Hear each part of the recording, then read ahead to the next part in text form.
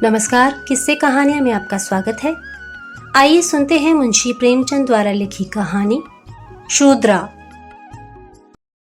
माँ और बेटी एक झोपड़ी में गांव के उसे सिरे पर रहती थी। बेटी बाग से पत्तियां बटोर लाती, माँ भाड़ झोंकती। यही उनकी जीविका थी। सेर दो सेर अनाज मिल जाता था, खाकर पड़ रहती थी। माता विधवा थी, बेटी कुंवारी। घर में और कोई आदमी न था। माँ का नाम गंगा था, बेटी का गौरा।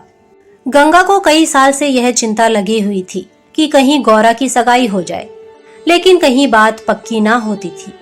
अपने पति के मर जाने के बाद गंगा ने कोई दूसरा घर ना किया था, ना कोई दूसरा धंधा ही करती थी। इससे लोगों को संदेह हो गया था कि आखिर इसका गुजर कैसे होता है। और लोग तो छाती फाड़ फाड़ कर काम करते हैं, फिर भी पेट भर अन्न मयस्सर नहीं होता। यह स्त्री कोई धंधा नहीं करती, फिर भी माँ बेटी आराम से रहती हैं, किसी के सामने हाथ नहीं फैलाती। इसमें कुछ न कुछ रहस्य अवश्य है। धीरे धीरे यह संदेह और भी दृढ़ हो गया और अब तक जीवित था। बिरादरी में कोई गौरा से सगाई करने पर राजी ना होता था। शूद्रों की बिरादरी बहुत छोटी होती है, 10-5 कोस से अधिक उसका क्षेत्र नहीं होता। इसीलिए एक दूसरे के गुणदोष किसी से छिपे नहीं रहते, उन पर पर्दा ही डाला जा सकता है। इस भ्रांति को शांत करने के लिए माँ ने बेटी के साथ कई तीर्थ यात्राएं की, उड़ीसा तक हो आई, लेकिन संदेह ना मिटा।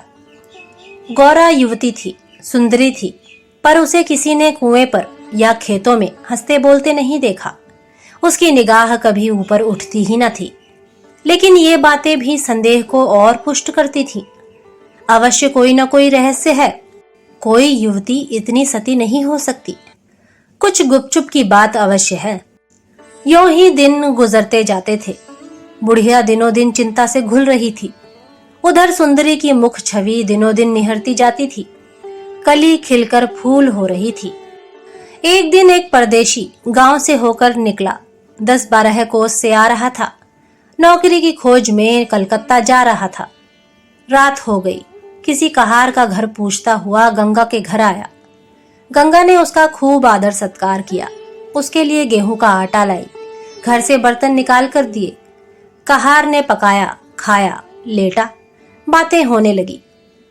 सगाई की चर्चा छिड़ गई। कहार जवान था।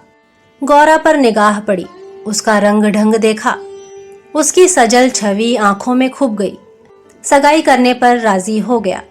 लौटकर घर चला गया। 2-4 गहने अपनी बहन के यहाँ से लाया। गांव के बजाज ने कपड़े उधार दे दिए। 2-4 भाई बंदों के साथ सगाई करने आ पहुंचा। सगाई हो गई, यहीं रहने लगा। गंगा बेटी और दामाद को आंखों से दूर ना कर सकती थी, परंतु 10 ही 5 दिनों में मंगरू के कानों में इधर उधर की बातें पड़ने लगी। सिर्फ बिरादरी ही के नहीं, अन्य जाति वाले भी उनके कान भरने लगे। ये बातें सुन सुनकर मंगरू पछताता था कि नाहक यहाँ फंसा, पर गौरा को छोड़ने का ख्याल कर उसका दिल कांप उठता था। 1 महीने के बाद मंगरू अपनी बहन के गहने लौटाने गया। खाने के समय उसका बहनोई उसके साथ भोजन करने ना बैठा। मंगरू को कुछ संदेह हुआ। बहनोई से बोला, तुम क्यों नहीं आते? बहनोई ने कहा, तुम खा लो, मैं फिर खा लूंगा।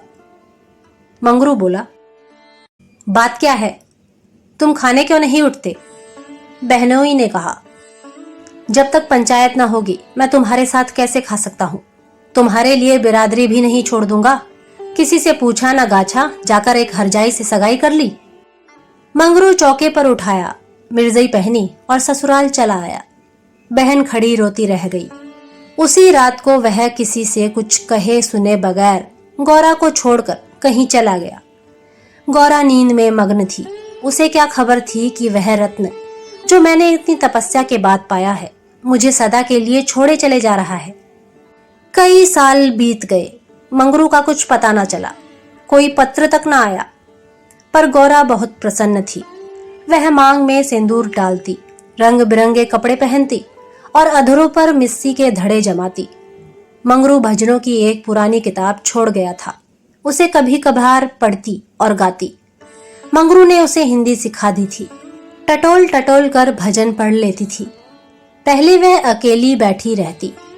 गांव की और स्त्रियों के साथ बोलते चालते उसे शर्म आती थी। उसके पास वह वस्तु न थी जिस पर दूसरी स्त्रियां गर्व करती थीं। सभी अपने अपने पति की चर्चा करती। गौरा के पति कहाँ था, वह किसकी बातें करती। अब उसके भी पति था। अब वह अन्य स्त्रियों के साथ इस विषय पर बातचीत करने की अधिकारिणी थी। वह भी मंगरू की चर्चा करती। मंगरू कितना स्नेहशील है, कितना सज्जन, कितना वीर। पति चर्चा से उसे कभी तृप्ति ही ना होती थी। स्त्रियां बोलती, मंगरू तुम्हें छोड़कर क्यों चले गए? गौरा कहती, क्या करते, मर्द कभी ससुराल में पड़ा रहता है। देश परदेश में निकलकर 4 पैसा कमाना ही तो मर्दों का काम है, नहीं तो मान मर्यादा का निर्वाह कैसे हो। जब कोई पूछता चिट्ठी पत्री क्यों नहीं भेजते, तो हंसकर कहती, अपना पता ठिकाना बताने में डरते हैं, जानते हैं ना गौरा आकर सिर पर सवार हो जाएगी। सच कहती हूँ, उनका पता ठिकाना मालूम हो जाए तो यहाँ मुझसे एक दिन भी न रहा जाए। वह बहुत अच्छा करते हैं कि मेरे पास चिट्ठी पत्री नहीं भेजते। बेचारे परदेश में कहाँ घर गृहस्थी संभालते फिरेंगे। एक दिन किसी सहेली ने कहा, हम ना मानेंगे, तुझसे जरूर मंगरू से झगड़ा हो गया है, नहीं तो बिना कुछ कहे सुने क्यों चले जाते। गौरा ने हंसकर कहा, बहन, अपने देवता से भी कोई झगड़ा करता है? वह मेरे मालिक हैं, भला मैं उनसे झगड़ा करूंगी? जिस दिन झगड़े की नौबत आएगी कहीं डूब मरूंगी। मुझसे कहकर जाने पाते मैं उनके पैरों से लिपट न जाती। एक दिन कलकत्ता से एक आदमी आकर गंगा के घर ठहरा। पास ही के किसी गांव में अपना घर बताया। कलकत्ता में वह मंगरू के पड़ोस ही में रहता था। मंगरू ने उससे गौरा को अपने साथ लाने को कहा था। 2 साड़ियां और राह खर्च के लिए रुपए भी भेजे थे। गौरा फूली ना समाई, बूढ़े ब्राह्मण के साथ चलने को तैयार हो गई। चलते वक्त वह गांव की सब औरतों से गले मिली। गंगा उसे स्टेशन तक पहुंचाने गई। सब कहते थे, बेचारी लड़की के भाग जग गए, नहीं तो यहाँ कुड़ कुड़ कर मर जाती। रास्ते भर गौरा सोचती, ना जाने वह कैसे हो गए होंगे। अब तो मूछें अच्छी तरह निकल आई होंगी। परदेश में आदमी सुख से रहता है, देह भर आई होगी। बाबू साहब हो गए होंगे। मैं पहले 2-3 दिन उनसे बोलूंगी नहीं, फिर पूछूंगी, तुम मुझे छोड़कर क्यों चले गए? अगर किसी ने मेरे बारे में कुछ बुरा भला कहा ही था तो तुमने उसका विश्वास क्यों कर लिया? तुम अपनी आंखों से न देखकर दूसरों के कहने पर क्यों गए? मैं भली हूं या बुरी हूं तो तुम्हारी। तुमने मुझे इतने दिनों रुलाया क्यों? तुम्हारे बारे में अगर इसी तरह कोई मुझसे कहता तो क्या मैं तुमको छोड़ देती? जब तुमने मेरी बाह पकड़ ली तो तुम मेरे हो गए। फिर तुम में लाख ऐब हो मेरी बला से। चाहे तुम तुर्क ही क्यों ना हो जाओ, मैं तुम्हें छोड़ नहीं सकती। तुम क्यों मुझे छोड़कर भागे? क्या समझते थे भागना सहज है? आखिर झक मारकर बुलाया कि नहीं? कैसे ना बुलाते? मैंने तो तुम्हारे ऊपर दया की कि चली आई, नहीं तो कह देती कि मैं ऐसे निर्दयी के पास नहीं जाती, तो तुम आप दौड़े आते। तब करने से देवता भी मिल जाते हैं, आकर सामने खड़े हो जाते हैं। तुम कैसे ना आते? वह धरती बार बार उद्विग्न हो होकर बूढ़े ब्राह्मण से पूछती, अब कितनी दूर है? धरती के छोर पर रहते हैं क्या? और भी कितनी ही बातें वह पूछना चाहती थी, लेकिन संकोचवश ना पूछ सकती थी। मन ही मन अनुमान करके अपने को संतुष्ट कर लेती थी। उनका मकान बड़ा सा होगा। शहर में लोग पक्के घरों में रहते हैं। जब उनका साहब इतना मानता है तो नौकर भी होगा। मैं नौकर को भगा दूंगी। मैं दिन भर पड़े पड़े क्या किया करूंगी? बीच बीच में उसे घर की याद भी आ जाती थी। बेचारी अम्मा रोती होंगी। अब उन्हें घर का सारा काम आप ही करना पड़ेगा। ना जाने बकरियों को चराने ले जाती हैं या नहीं। बेचारी दिन भर मैं करती होंगी। मैं अपनी बकरियों के लिए महीने महीने रुपए भेजूंगी। जब कलकत्ता से लौटूंगी तब सबके लिए साड़ियां लाऊंगी। तब मैं इस तरह थोड़े लौटूंगी। मेरे साथ बहुत सा असबाब होगा। सबके लिए कोई ना कोई सौगात लाऊंगी। तब तक तो बहुत सी बकरियां हो जाएंगी। यही सुख स्वप्न देखते देखते गौरा ने सारा रास्ता काट दिया। पगली क्या जानती थी कि मेरे मन कुछ और, कर्ता के मन कुछ और।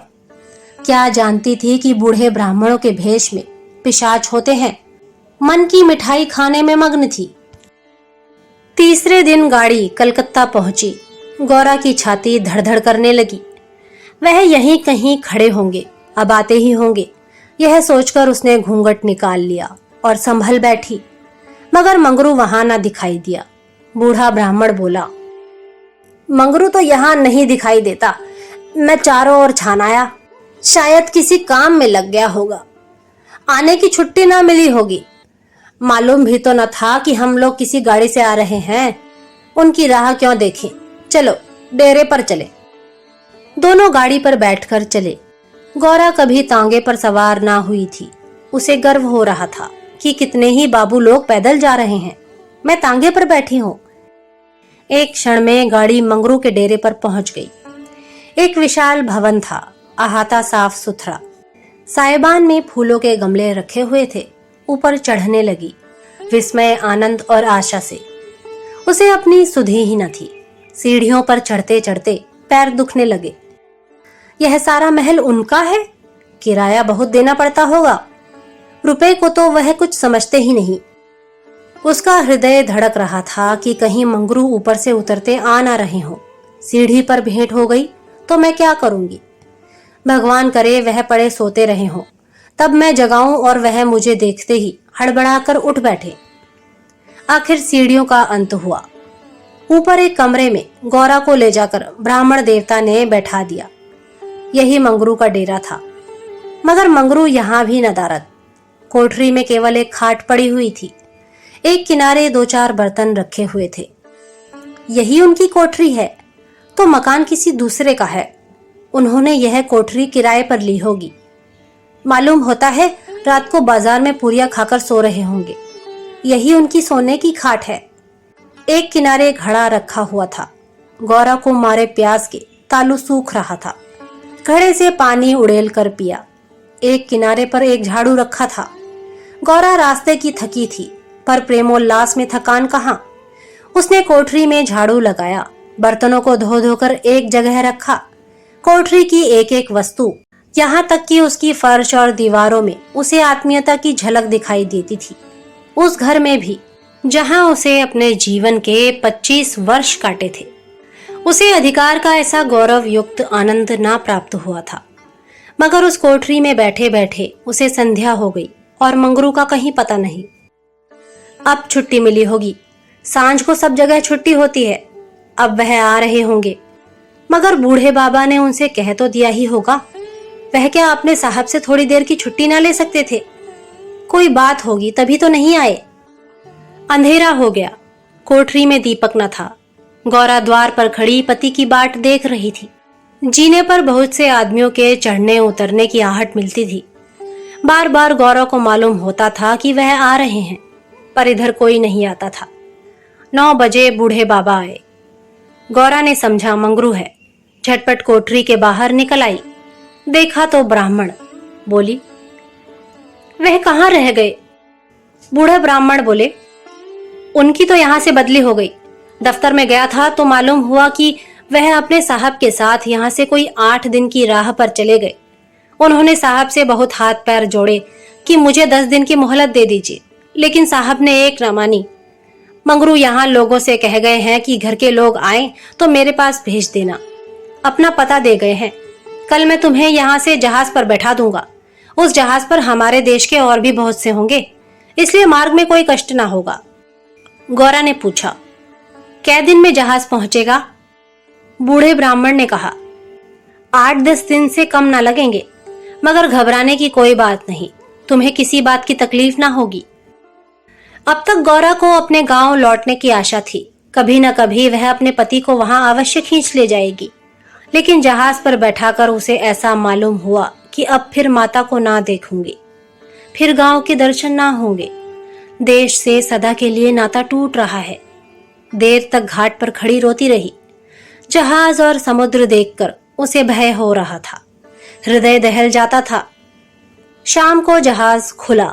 उस समय गौरा का हृदय एक अक्षय भय से चंचल हो उठा। थोड़ी देर के लिए नैराश्य ने उस पर अपना आतंक जमा लिया। ना जाने किस देश जा रही हूं, उनसे भेंट भी होगी या नहीं, उन्हें कहाँ खोजती फिरूंगी, कोई पता ठिकाना भी तो नहीं मालूम। बार बार पछताती थी कि एक दिन पहले क्यों ना चली आई। कलकत्ता में भेंट हो जाती तो मैं उन्हें वहां कभी ना जाने देती। जहाज पर और कितने ही मुसाफिर थे, कुछ स्त्रियां भी थीं। उनमें बराबर गाली गलौज होती रहती थी, इसलिए गौरा को उनसे बातें करने की इच्छा न होती थी। केवल एक स्त्री उदास दिखाई देती थी। गौरा ने उससे पूछा, तुम कहाँ जाती हो बहन? उस स्त्री की बड़ी बड़ी आंखें सजल हो गई। बोली, कहाँ बताऊं बहन, कहाँ जा रही हूँ? जहाँ भाग्य लिए जाता है वहीं जा रही हूँ। तुम कहाँ जाती हो? गौरा बोली, मैं तो अपने मालिक के पास जा रही हूँ, जहाँ यह जहाज रुकेगा वह वहीं नौकर हैं। मैं कल आ जाती तो उनसे कलकत्ता में ही भेंट हो जाती। आने में देर हो गई, क्या जानती थी कि वह इतनी दूर चले जाएंगे, नहीं तो क्यों देर करती। स्त्री बोली, अरे बहन, कहीं तुम्हें भी तो कोई बहका कर नहीं लाया है? तुम घर से किसके साथ आई हो? गौरा बोली, मेरे आदमी ने कलकत्ता से आदमी भेजकर मुझे बुलाया था। स्त्री बोली, वह आदमी तुम्हारे जान पहचान का था? गौरा ने कहा, नहीं, उस तरफ का एक बूढ़ा ब्राह्मण था। स्त्री बोली, वही लंबा सा दुबला पतला लकलक बूढ़ा जिसकी एक आंख में फूली पड़ी हुई है? गौरा बोली, हाँ हाँ वही, क्या तुम उसे जानती हो? स्त्री ने कहा, उसी दुष्ट ने तो मेरा भी सर्वनाश किया। ईश्वर करे उसकी सातों पुश्तें नरक भोगे, उसका सर्वनाश हो जाए, कोई पानी देने वाला भी न रहे, कोढ़ी होके मरे। मैं अपना वृतांत सुनाऊं तो तुम समझोगी कि झूठ है, किसी को विश्वास ना आएगा। क्या कहूं, बस यही समझ लो कि इसके कारण मैं न घर की रह गई न घाट की। किसी को मुंह नहीं दिखा सकती, मगर जान तो बड़ी प्यारी होती है। मिर्च के देश जा रही हूं कि वहीं मेहनत मजदूरी करके जीवन के दिन काटूं। गौरा के प्राण नहीं में समा गए। मालूम हुआ जहाज अथाह जल में डूबा जा रहा है। समझ गई बूढ़े ब्राह्मण ने दगा की। अपने गांव में सुना करती थी कि गरीब लोग मिर्च में भर्ती होने के लिए जाया करते हैं, मगर जो वहां जाता है वह फिर नहीं लौटता। हे भगवान, तुमने मुझे किस पाप का यह दंड दिया? बोली, यह सब क्यों लोगों को इस तरह छलकर मिर्च भेजते हैं? स्त्री बोली, रुपए के लोभ से और किस लिए? सुनती हूं आदमी पीछे इन सभी को कुछ रुपए मिलते हैं। गौरा बोली, मजूरी? गौरा सोचने लगी, अब क्या करूं? यह आशा नौका जिस पर बैठी हुई वह चली जा रही थी, टूट गई थी, और अब समुद्र की लहरों के सिवा उसकी रक्षा करने वाला कोई न था। जिस आधार पर उसने अपना जीवन भवन बनाया था वह जलमग्न हो गया। अब उसके लिए जल के सिवा और कहाँ आश्रय है? उसकी अपनी माता की, अपने घर की, अपने गांव की, सहेलियों की याद आती और ऐसी घोर मर्म वेदना होने लगी मानो कोई सर्प अंतस्थल में बैठा हुआ बार बार डस रहा हो। भगवान, अगर मुझे यही यातना देनी थी तो तुमने जन्म ही क्यों दिया था? तुम्हें दुखिया पर दया नहीं आती? जो पिसे हुए हैं उन्हीं को पीसते हो। करुण स्वर से बोली, तो अब क्या करना होगा बहन? स्त्री बोली, यह तो वहां पहुंचकर मालूम होगा। अगर मजूरी ही करनी पड़ी तो कोई बात नहीं, लेकिन अगर किसी ने कुदृष्टि से देखा तो मैंने निश्चय कर लिया है कि या तो उसी के प्राण ले लूंगी या अपने प्राण दे दूंगी। यह कहते कहते उसे अपना वृतांत सुनाने की वह उत्कट इच्छा हुई जो दुखियों को हुआ करती है। बोली, मैं बड़े घर की बेटी और उससे भी बड़े घर की बहू हूं, पर अभागिनी। विवाह के तीसरे ही साल पतिदेव का देहांत हो गया। चित्त की कुछ ऐसी दशा हो गई कि नित्य मालूम होता कि वह मुझे बुला रहे हैं। पहले तो आंख झपकते ही उनकी मूर्ति सामने आ जाती थी, लेकिन फिर तो यह दशा हो गई कि जागृत दशा में भी रह रहकर उनके दर्शन होने लगे। बस यही जान पड़ता था कि वह साक्षात खड़े बुला रहे हैं। किसी से शर्म के मारे कहती न थी, पर मन में यह शंका होती थी कि जब उनका देहावसान हो गया है तो वह मुझे दिखाई कैसे देते हैं। मैं इसे भ्रांति समझकर चित्त को शांत ना कर सकती। मन कहता था जो वस्तु प्रत्यक्ष दिखाई देती है वह मिल क्यों नहीं सकती, केवल वह ज्ञान चाहिए। साधु महात्माओं के सिवा ज्ञान और कौन दे सकता है। मेरा तो अब भी विश्वास है कि अभी ऐसी क्रियाएं हैं जिनसे हम मरे हुए प्राणियों से बातचीत कर सकते हैं, उनको स्थूल रूप में देख सकते हैं। महात्माओं की खोज में रहने लगी। मेरे यहाँ अक्सर साधु संत आते थे, उनसे एकांत में इस विषय में बातें किया करती थी, पर वे लोग सदुपदेश देकर मुझे टाल देते थे। मुझे सदुपदेशों की जरूरत न थी। मैं वैधव्य धर्म खूब जानती थी। मैं तो वह ज्ञान चाहती थी जो जीवन और मरण के बीच का पर्दा उठा दे। 3 साल तक मैं इसी खेल में लगी रही। 2 महीने होते हैं वही बूढ़ा ब्राह्मण सन्यासी बना हुआ मेरे यहाँ जा पहुंचा। मैंने इससे वही भिक्षा मांगी। इस धूर्त ने कुछ ऐसा माया जाल फैलाया कि मैं आंखें रहते हुए भी फंस गई। अब सोचती हूँ तो अपने ऊपर आश्चर्य होता है कि मुझे उसकी बातों पर इतना विश्वास क्यों हुआ।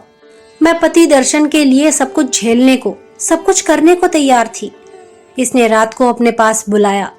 मैं घर वालों से पड़ोसिन के घर जाने का बहाना करके इसके पास गई। एक पीपल से इसकी धुई जल रही थी।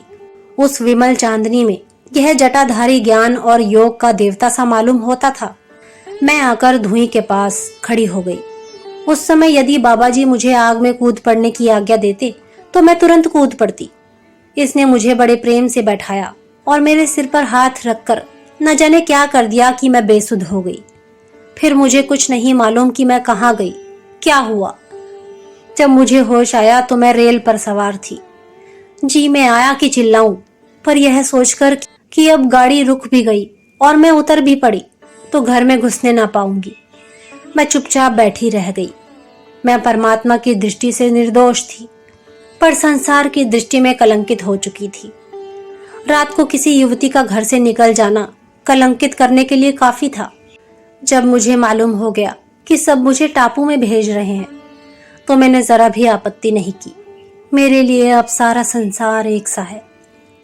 जिसका संसार में कोई ना हो उसके लिए देश परदेश दोनों बराबर हैं। हाँ, यह पक्का निश्चय कर चुकी हूं कि मरते दम तक अपने सत की रक्षा करूंगी। विधि के हाथ में मृत्यु से बढ़कर कोई यातना नहीं। विधवा के लिए मृत्यु का क्या भय, उसका तो जीना और मरना दोनों बराबर हैं। बल्कि मर जाने से जीवन की विपत्तियों का तो अंत हो जाएगा। गौरा ने सोचा, इस स्त्री में कितना धैर्य और साहस है, फिर मैं क्यों इतनी कातर और निराश हो रही हूं। जब जीवन की अभिलाषाओं का अंत हो गया तो जीवन के अंत का क्या डर। बोली, बहन, हम और तुम एक जगह रहेंगी, मुझे तो अब तुम्हारा ही भरोसा है। स्त्री ने कहा, भगवान का भरोसा रखो और मरने से मत डरो। सघन अंधकार छाया हुआ था। ऊपर काला आकाश था, नीचे काला जल। गौरा आकाश की ओर ताक रही थी, उसकी संगिनी जल की ओर। उसके सामने आकाश के कुसुम थे, इसके चारों ओर अनंत अखंड अपार अंधकार था। जहाज से उतरते ही एक आदमी ने यात्रियों के नाम लिखने शुरू किए। इसका पहनावा तो अंग्रेजी था, पर बातचीत से हिंदुस्तानी मालूम होता था। गौरा सिर झुकाए अपनी संगिनी के पीछे खड़ी थी। उस आदमी की आवाज सुनकर वह चौंक पड़ी। उसने दबी आंखों से उसकी ओर देखा। उसके समस्त शरीर में सनसनी दौड़ गई। क्या स्वप्न तो नहीं देख रही हूं? आंखों पर विश्वास न आया। फिर उस पर निगाह डाली। उसकी छाती वेग से धड़कने लगी, पैर थरथर कांपने लगे। ऐसा मालूम होने लगा मानो चारों ओर जल ही जल है और उसमें बही जा रही हूं। उसने अपनी संगिनी का हाथ पकड़ लिया, नहीं तो जमीन पर गिर पड़ती। उसके सम्मुख वही पुरुष खड़ा था जो उसका प्राणधार था और जिससे इस जीवन में भेंट होने की उसे लेश मात्र भी आशा न थी। यह मंगरू था, इसमें जरा भी संदेह न था। हाँ, उसकी सूरत बदल गई थी। यौवन काल का वह कांतिमय साहस, सदैव छवि नाम को भी न थी। बाल खिचड़ी हो गए थे, गाल पिचके हुए, लाल आंखों से कुवासना और कठोरता झलक रही थी। पर था वह मंगरू। गौरा के जी में प्रबल इच्छा हुई कि स्वामी के पैरों से लिपट जाऊं। चिल्लाने का जी चाहा, पर संकोच ने मन को रोका। बूढ़े ब्राह्मण ने बहुत ठीक कहा था। स्वामी ने अवश्य मुझे बुलाया था और आने से पहले यहाँ चले आए। उसने अपनी संगिनी के कान में कहा, बहन, तुम उस ब्राह्मण को व्यर्थ ही बुरा कह रही थी। यही तो वह हैं जो यात्रियों के नाम लिख रहे हैं। स्त्री बोली, सच, खूब पहचानी हो। गौरा बोली, बहन, क्या इसमें भी हो सकता है? स्त्री बोली, तब तो तुम्हारे भाग जग गए, मेरी भी सुधि लेना। गौरा बोली, भला बहन, ऐसा भी हो सकता है कि यहां तुम्हें छोड़ दूं? मंगरू यात्रियों से बात बात पर बिगड़ता था, बात बात पर गालियां देता था। कई आदमियों को ठोकर मारे और कई को केवल गांव का जिला ना बता सकने के कारण धक्का देकर गिरा दिया। गौरा मन ही मन गड़ी जाती थी। साथ ही अपने स्वामी के अधिकार पर उसे गर्व भी हो रहा था। आखिर मंगरू उसके सामने आकर खड़ा हो गया और कुचेष्टापूर्ण नेत्रों से देखकर बोला, तुम्हारा क्या नाम है? गौरा ने कहा, गौरा। मंगरू चौंक पड़ा, फिर बोला, घर कहाँ है? मदनपुर, जिला बनारस। यह कहते कहते हंसी आ गई। मंगरू ने अब की उसकी ओर ध्यान से देखा, तब लपक कर उसका हाथ पकड़ लिया और बोला, गौरा, तुम यहां कहां? मुझे पहचानती हो? गौरा रो रही थी, मुंह से बात ना निकलती। मंगरू फिर बोला, तुम यहां कैसे आई? गौरा खड़ी हो गई, आंसू पोंछ डाले और मंगरू की ओर देखकर बोली, तुम्ही ने तो बुला भेजा था। मंगरू बोला, मैं तो 7 साल से यहां हूं। गौरा बोली, तुमने उस बूढ़े ब्राह्मण से मुझे लाने को नहीं कहा था? मंगरू बोला, कह तो रहा हूं, मैं 7 साल से यहां हूं, मरने पर ही यहां से जाऊंगा, भला तुम्हें क्यों बुलाता? गौरा को मंगरू से इस निष्ठुरता की आशा न थी। उसने सोचा, अगर यह सत्य भी हो कि इन्होंने मुझे नहीं बुलाया, तो भी इन्हें मेरा यों अपमान ना करना चाहिए था। क्या वह समझते हैं कि मैं इनकी रोटियों पर आई हूं? यह तो इतने ओछे स्वभाव के न थे। शायद दर्जा पाकर इन्हें मद हो गया है। नारी सुलभ अभिमान से गर्दन उठाकर उसने कहा, तुम्हारी इच्छा हो तो अब यहां से लौट जाऊं, तुम्हारे ऊपर भार बनना नहीं चाहती। मंगरू कुछ लज्जित होकर बोला, अब तुम यहां से लौट नहीं सकती गौरा, यहां आकर बिरला ही कोई लौटता है। यह कहकर वह कुछ देर चिंता में मगन खड़ा रहा, मानो संकट में पड़ा हुआ हो कि क्या करना चाहिए। उसके कठोर मुखाकृति पर दीनता का रंग झलक पड़ा। तब कातर स्वर से बोला, जब आ ही गई हो तो रहो, जैसी कुछ पड़ेगी देखी जाएगी। गौरा बोली, जहाज फिर कब लौटेगा? मंगरू ने कहा, तुम यहां से 5 बरस के पहले नहीं जा सकती। गौरा बोली, क्यों, क्या कुछ जबरदस्ती है? मंगरू बोला, हाँ, यहां का यही हुक्म है। गौरा बोली, तो फिर मैं अलग मजूरी करके अपना पेट पालूंगी। मंगरू ने सजल नेत्र होकर कहा, जब तक मैं जीता हूं तो मुझसे अलग नहीं रह सकती। गौरा बोली, तुम्हारे ऊपर भार बनकर ना रहूंगी। मंगरू ने कहा, मैं तुम्हें भार नहीं समझता गौरा, लेकिन यह जगह तुम जैसी देवियों के रहने लायक नहीं है। नहीं तो अब तक मैंने तुम्हें कब का बुला लिया होता।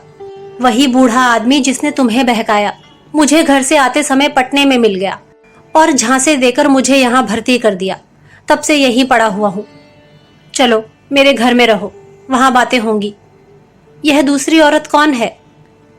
गौरा बोली, यह मेरी सखी है, इन्हें भी बूढ़ा बहका कर लाया है। मंगरू बोला, यह तो किसी कोठी में जाएंगी, इन सब आदमियों की बांट होगी। जिसके हिस्से में जितने आदमी आएंगे उतने हर एक कोठी में भेजे जाएंगे। गौरा बोली, यह तो मेरे साथ रहना चाहती हैं। मंगरू बोला, अच्छी बात है, इन्हें भी लेती चलो। यात्रियों के नाम तो लिखे ही जा चुके थे। मंगरू ने उन्हें एक चपरासी को सौंपकर दोनों औरतों के साथ घर की राह ली। दोनों ओर सघन वृक्षों की कतारें थी। जहां तक निगाह जाती थी ऊख ही ऊख दिखाई देती थी। समुद्र की ओर से शीतल निर्मल वायु के झोंके आ रहे थे। अत्यंत सुरम्य दृश्य था, पर मंगरू की निगाह उस ओर ना थी। वह भूमि की ओर ताकता, सिर झुकाए, संदिग्ध चाल से चला जा रहा था। मानो मन ही मन कोई समस्या हल कर रहा था। थोड़ी ही दूर गए थे कि सामने से दो आदमी आते हुए दिखाई दिए। समीप आकर दोनों रुक गए और एक ने हंसकर कहा, मंगरू, इनमें से एक हमारी है। दूसरा बोला, और दूसरी मेरी।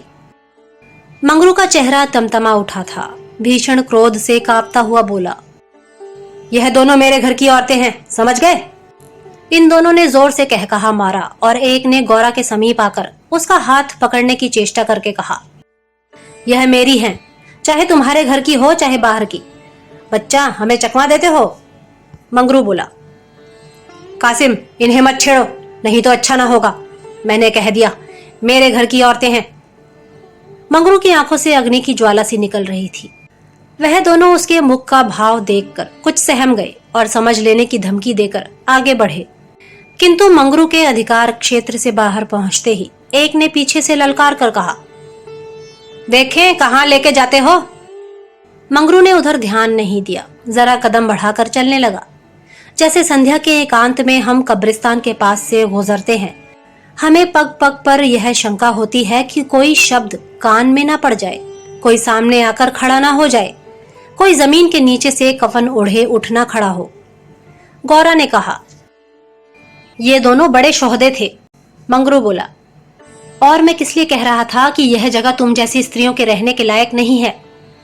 सहसा दाहिनी तरफ से एक अंग्रेज घोड़ा दौड़ाता हुआ आ पहुंचा और मंगरू से बोला, वेल जमादार, ये दोनों औरतें हमारी कोठी में रहेगा। हमारे कोठी में कोई औरत नहीं है। मंगरू ने दोनों औरतों को अपने पीछे कर लिया और सामने खड़ा होकर बोला, साहब, ये दोनों हमारे घर की औरतें हैं। साहब बोले, ओहो, तुम झूठा आदमी, हमारे कोठी में कोई औरत नहीं और तुम दो ले जाएगा? ऐसा नहीं हो सकता। गौरा की ओर इशारा करके, इसको हमारी कोठी में पहुंचा दो। मंगरू ने सिर से पैर तक कांपते हुए कहा, ऐसा नहीं हो सकता। मगर साहब आगे बढ़ गया था, उसके कान में बात ना पहुंची। उसने हुक्म दे दिया था और उसकी तामील करना जमादार का काम था। शेष मार्ग निर्विघ्न समाप्त हुआ। आगे मजूरों के रहने के मिट्टी के घर थे। द्वारों पर स्त्री पुरुष जहां तहां बैठे हुए थे। सभी इन दोनों स्त्रियों की ओर घूरते थे और आपस में इशारे करके हंसते थे। गौरा ने देखा, उनमें छोटे बड़े का लिहाज नहीं है, न किसी की आंखों में शर्म है। एक भदैसले और ने हाथ पर चिलम पीते हुए अपनी पड़ोसिन से कहा, 4 दिन की चांदनी फिर अंधेरी रात। दूसरी अपनी चोटी गूंथती हुई बोली, कलोर है ना? मंगरू दिन भर द्वार पर बैठा रहा, मानो कोई किसान अपने मटर के खेत की रखवाली कर रहा हो। कोठरी में दोनों स्त्रियां बैठी अपने नसीबों को रो रही थी। इतनी देर में दोनों को यहाँ की दशा का परिचय कराया गया था। दोनों भूखी प्यासी बैठी थी। यहाँ का रंग देखकर भूख प्यास सब भाग गई थी। रात के 10 बजे होंगे कि एक सिपाही ने आकर मंगरू से कहा, चलो, तुम्हें जंट साहब बुला रहे हैं। मंगरू ने बैठे बैठे कहा, देखो नब्बी, तुम भी हमारे देश के आदमी हो, कोई मौका पड़े तो हमारी मदद करोगे ना? जाकर साहब से कह दो मंगरू कहीं गया है, बहुत होगा जुर्माना कर देंगे। नब्बी बोला, ना भैया, गुस्से में भरा बैठा है, पिए हुए है, कहीं मार चले तो बस, चमड़ा इतना मजबूत नहीं है। मंगरू बोला, अच्छा तो जाकर कह दो नहीं आता। नब्बी बोला, मुझे क्या, मैं जाकर कह दूंगा, पर तुम्हारी खैरियत नहीं है कि बंगले पर चला। यह वही साहब थे जिनसे आज मंगरू की भेंट हुई थी। मंगरू जानता था कि साहब से बिगाड़ करके यहाँ एक क्षण भी निर्वाह नहीं हो सकता।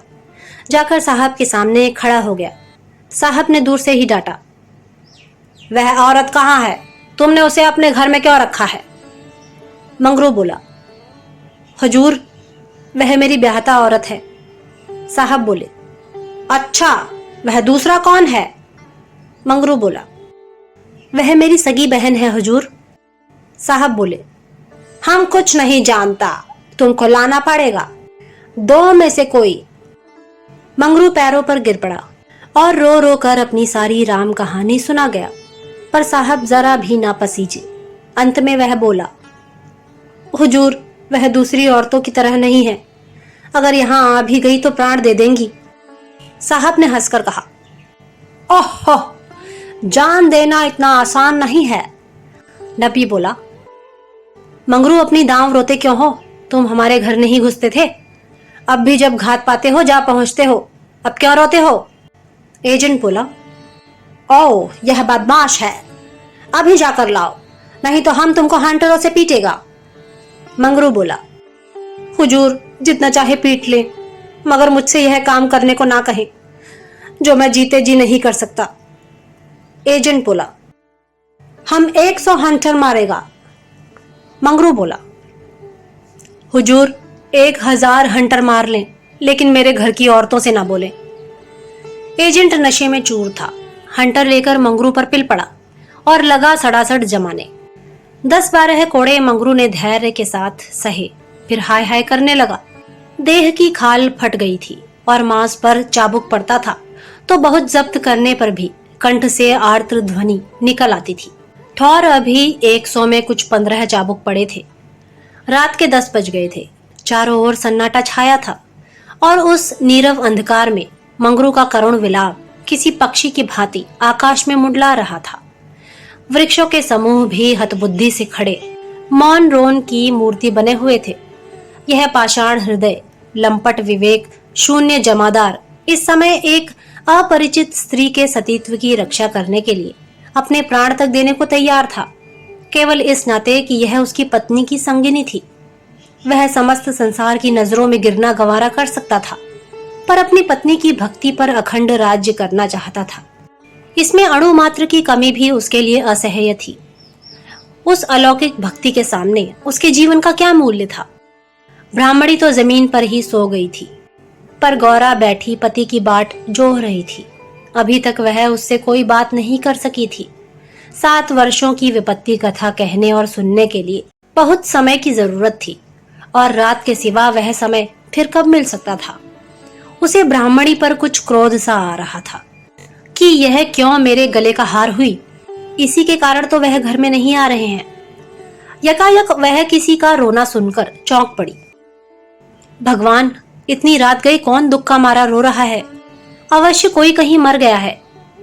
वह उठकर द्वार पर आई और यह अनुमान करके कि मंगरू यहाँ बैठा हुआ है, बोली, वह कौन रो रहा है, जरा देखो तो। लेकिन जब कोई जवाब न मिला तो वह स्वयं कान लगाकर सुनने लगी। सहसा उसका कलेजा धक से हो गया। तो यह उन्हीं की आवाज है। अब आवाज साफ सुनाई दे रही थी, मंगरू की आवाज थी। वह द्वार के बाहर निकल आई। उसके सामने एक गोली के अंपे पर एजेंट का बंगला था। उसी तरफ से आवाज आ रही थी, कोई उन्हें मार रहा है। आदमी मार पड़ने पर ही इस तरह रोता है। मालूम होता है वही साहब उन्हें मार रहा है। वह वहां खड़ी न रह सकी, पूरी शक्ति से उस बंगले की ओर दौड़ी। रास्ता साफ था। एक क्षण में वह फाटक पर पहुंच गई। फाटक बंद था। उसने जोर से फाटक पर धक्का दिया, लेकिन वह फाटक ना खुला, और कई बार जोर जोर से पुकारने पर भी कोई बाहर ना निकला। तो वह फाटक के जंगलों पर पैर रखकर भीतर कूद पड़ी, और उस पार जाते ही उसने एक रोमांचकारी दृश्य देखा। मंगरू नंगे बदन बरामदे में खड़ा था और एक अंग्रेज उसे हंटरों से मार रहा था। गौरा की आंखों के सामने अंधेरा छा गया। वह एक छलांग में साहब के सामने जाकर खड़ी हो गई और मंगरू को अपने अक्षय प्रेम सबल हाथों से ढाककर बोली, सरकार, दया करो, इनके बदले मुझे जितना मार लो, पर इनको छोड़ दो। एजेंट ने हाथ रोक लिया और उन्मत्त की भांति गौरा की ओर कई कदम आकर बोला, हम इसको छोड़ दें तो तुम मेरे पास रहेगा। मंगरू के नथुने फड़कने लगे। वह पामर नीच अंग्रेज मेरी पत्नी से इस तरह की बातें कर रहा है। अब तक वह जिस अमूल्य रत्न की रक्षा के लिए इतनी यातनाएं सह रहा था, वही वस्तु साहब के हाथ में चली जा रही है। यह असह्य था। उसने चाहा कि लपककर साहब की गर्दन पर चढ़ बैठूं। जो कुछ होना है हो जाए।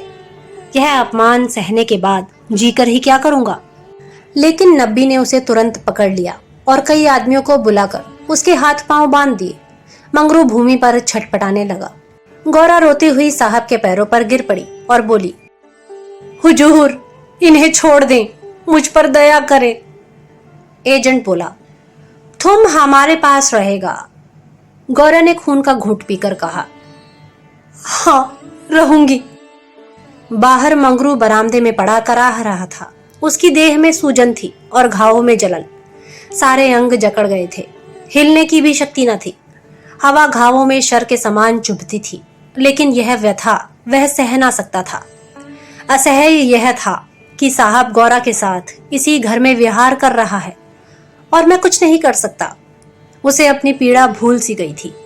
कान लगाए सुन रहा था कि उनकी बातों की भनक कान में पड़ जाए तो देखूं क्या बातें हो रही हैं। गौरा अवश्य चिल्लाकर भागेगी और साहब उसके पीछे दौड़ेगा। अगर मुझसे उठा जाता तो उस वक्त बच्चा को खोद कर गाड़ ही देता। लेकिन बड़ी देर हो गई। न तो गौरा चिल्लाई, न बंगले से निकलकर भागी। वह उस सजे सजाए कमरे में साहब के साथ बैठी सोच रही थी। क्या इसमें तनिक भी दया नहीं है? मंगरू का पीड़ा क्रंदन सुन सुनकर उसके हृदय के टुकड़े हुए जाते थे। क्या इसके अपने भाई बंद माँ बहन नहीं है? माता यहाँ होती तो उसे इतना अत्याचार ना करने देती। मेरी अम्मा लड़कों पर कितना बिगड़ती थी जब वह किसी को पेड़ पर ढेले चलाते देखती थी। पेड़ में भी प्राण होते हैं। क्या इसकी माता इसे एक आदमी के प्राण लेते देखकर भी इसे मना ना करती? साहब शराब पी रहा था और गौरा गोश्त काटने का छुरा हाथ में लिए खेल रही थी। सहसा गौरा की निगाह एक चित्र की ओर गई। उसमें एक माता बैठी हुई थी। गौरा ने पूछा, साहब यह किसकी तस्वीर है? साहब ने शराब का गिलास मेज पर रखकर कहा, आओ, यह हमारे खुदा की माँ मरियम है। गौरा बोली, बड़ी अच्छी तस्वीर है। क्यों साहब, तुम्हारी माँ जीती है ना?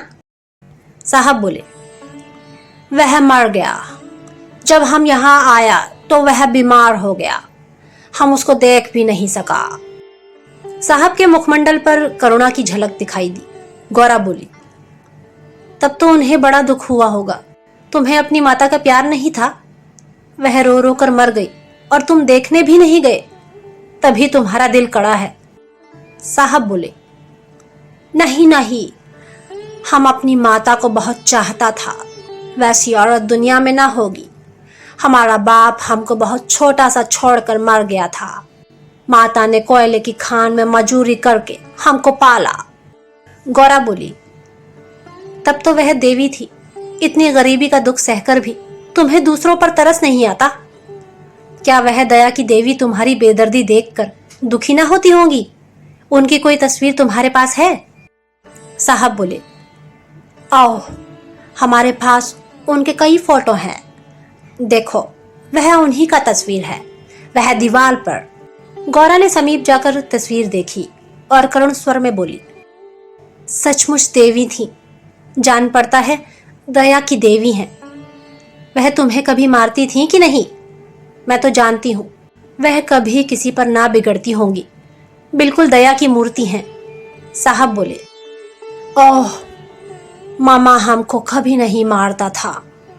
वह बहुत गरीब था, पर अपने कमाई में कुछ न कुछ जरूर खैरात करता था। किसी बेबाप के बाप को देखकर उसकी आंखों में आंसू भर आता था। वह बहुत ही दयावान था। गौरा ने तिरस्कार के स्वर में कहा, और उसी देवी के पुत्र होकर तुम इतने निर्दयी हो?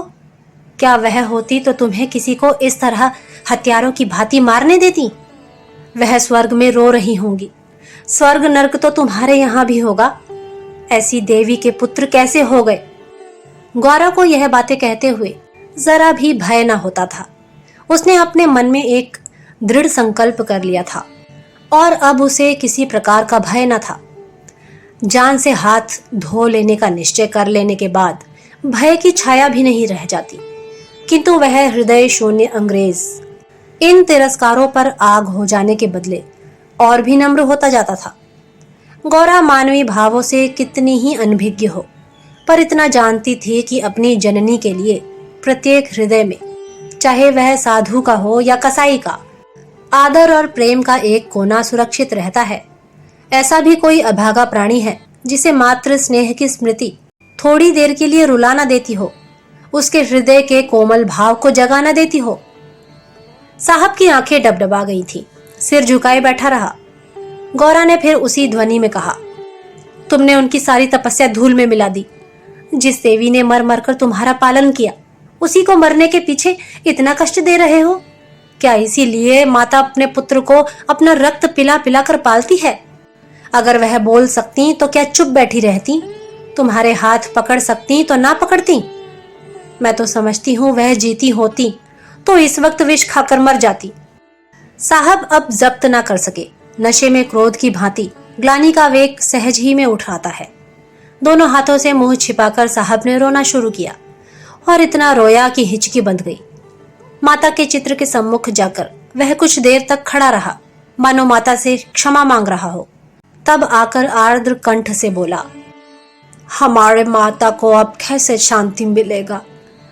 हाय, हमारे सबब से उसको स्वर्ग में भी सुख नहीं मिला।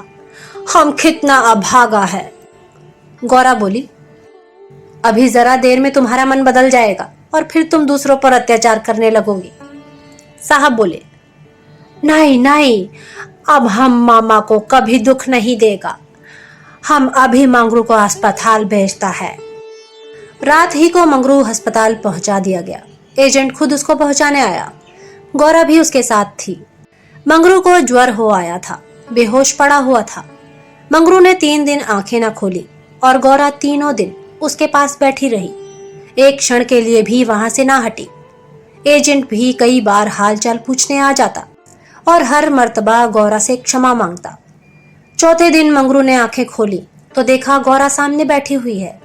गौरा उसे आंखें खोलते देखकर पास आ खड़ी हुई और बोली, अब कैसा जी है? मंगरू ने कहा, तुम यहाँ कब आई? गौरा बोली, मैं तो तुम्हारे साथ ही यहाँ आई थी, तब से यही हूं। मंगरू बोला, साहब के बंगले में क्या जगह नहीं है? गौरा ने कहा, अगर बंगले की चाह होती तो 7 समुंदर पार तुम्हारे पास क्यों आती? मंगरू बोला, आकर कौन सा सुख दे दिया है? तुम्हें यही करना था तो मुझे मर क्यों ना जाने दिया? गौरा ने झुंझलाकर कहा, तुम इस तरह की बातें मुझसे ना करो, ऐसी बातों से मेरी देह में आग लग जाती है। मंगरू ने मुंह फेर लिया, मानो उसे गौरा की बात पर विश्वास नहीं आया। दिन भर गौरा मंगरू के पास बेदाना पानी खड़ी रही। गौरा ने कई बार उसे बुलाया, लेकिन वह चुप्पी साधे रह गया। यह संदेह युक्त निरादर कोमल हृदय गौरा के लिए असह्य था। जिस पुरुष को वह देवतुल्य समझती थी, उसके प्रेम से वंचित होकर वह कैसे जीवित रह सकती थी? यही प्रेम उसके जीवन का आधार था। उसे खोकर अब वह अपना सर्वस्व खो चुकी थी। आधी रात से अधिक बीत चुकी थी। मंगरू बेखबर सोया हुआ था। शायद वह कोई स्वप्न देख रहा था। गौरा ने उसके चरणों पर सिर रखा और अस्पताल से निकली।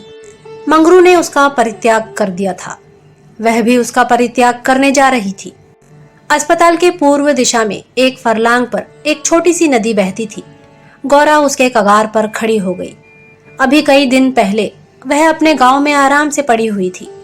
उसे क्या मालूम था कि जो वस्तु इतनी मुश्किल से मिल सकती है, वह इतनी आसानी से खोई भी जा सकती है। उसे अपनी माँ की, अपने घर की, अपनी सहेलियों की, अपनी बकरी के बच्चों की याद आई। वह सब कुछ छोड़कर इसीलिए यहाँ आई थी। पति के ये शब्द, क्या साहब के बंगले में जगह नहीं है? उसके मर्म स्थान में बाणों के समान चुभे हुए थे। यह सब मेरे ही कारण तो हुआ। मैं ना रहूंगी तो वह फिर आराम से रहेंगे। सहसा उसे ब्राह्मणी की याद आ गई। उस दुखिया के दिन यहाँ कैसे कटेंगे? चलकर साहब से कह दूं कि उसे या तो उसके घर भेज दें या किसी पाठशाला में काम दिला दें। वह लौटना ही चाहती थी कि किसी ने पुकारा, गौरा, गौरा। वह मंगरू का करुण कंपित स्वर था। वह चुपचाप खड़ी हो गई। मंगरू ने फिर पुकारा, गौरा, गौरा, तुम कहां? मैं ईश्वर से कहता हूं कि। गौरा ने और कुछ न सुना। वह धम्म से नदी में कूद पड़ी। बिना अपने जीवन का अंत किए वह स्वामी की विपत्ति का अंत ना कर सकती थी। धमाके की आवाज सुनते ही मंगरू भी नदी में कूदा। वह अच्छा तैराक था, मगर कई बार गोते मारने पर भी गौरा का कहीं पता न चला। प्रातःकाल दोनों लाशें साथ साथ नदी में तैर रही थी। जीवन यात्रा में उन्हें वह चिरसंग कभी न मिला था। स्वर्ग यात्रा में दोनों साथ साथ जा रहे थे। तो ये थी मुंशी प्रेमचंद द्वारा रचित कहानी शूद्रा। अगली बार फिर एक नई कहानी के साथ आपसे मुलाकात होगी। तब तक के लिए नमस्कार।